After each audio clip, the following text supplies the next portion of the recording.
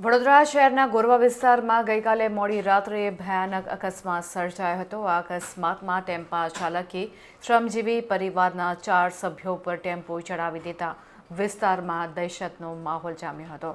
આ ઘટનામાં પરિવારના 4 સભ્યો ગંભીર રીતે ઇજાગ્રસ્ત થયા હતા, જેઓને તાત્કાલિક ગોત્રી હોસ્પિટલ ખાતે સારવાર અર્થે ખસેડવામાં આવ્યા છે।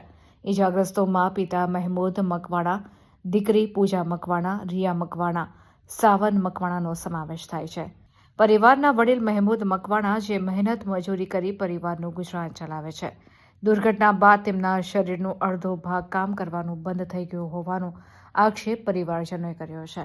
પરિવારજનોનો આક્ષેપ છે કે ટેમ્પો ચાલક નશાની હાલતમાં હતો। ટેમ્પા ચાલકે પોતાની સાથે આવેલા એવા યુવાનને ટેમ્પોની ચાવી આપી, જ્યારે કે તેને ડ્રાઇવિંગ પણ આવડતું ન હતું અને આ યુવાને ટેમ્પો ચાલુ કરતા જ શ્રમજીવી પરિવારમાંના 4 સભ્યોને કચડી નાખ્યા છે। સ્થાનિક રહેવાસી તોસીફ પઠાણ સહિત વિસ્તારના લોકોએ આ ઘટનાની જાણ થતાં જ દોડી આવ્યા હતા અને ઇજાગ્રસ્ત શ્રમજીવી પરિવારની મદદ સાથે ન્યાય મળે તેવી માંગ કરી હતી। टाटी अंदर भी नहीं होते, हाथ भी अंदर नहीं, कमर भी अंदर नहीं होता है। ऐसा लगता है कि कमर ऊंचा नहीं होता है, दोनों टाटी है कि मेरे को प्राइवेट में नहीं दो, दूसरा कुछ नहीं है, मेरे को मार डालेंगे का। मैं तो सच बोलता हूँ, मेरे को मार डालेंगे, मेरे को प्राइवेट में डाल दो।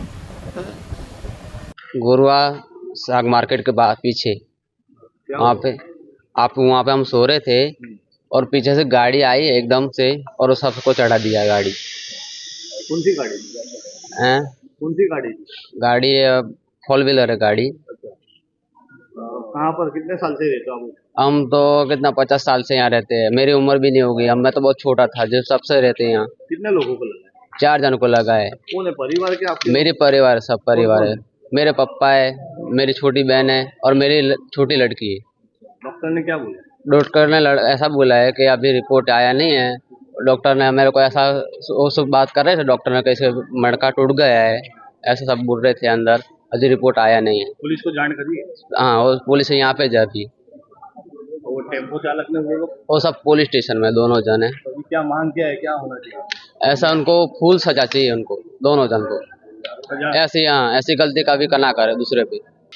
અકસ્માત ગોરવા શાક માર્કેટની બાજુમાં સર્જાયું છે અને તે આ સાઈડ પર જે સૂઈ રહ્યા હતા ગરીબ માણસો, મજૂર વર્ગ માણસો છે, તે લોકો પર એક સુપર કેરી ટેમ્પો જે છે 4 વ્હીલર, તે એક માણસે આવીને ચડાવી દીધો છે અને તે ચડાવવાવાળો માણસ ચોળાફળીવાળો છે।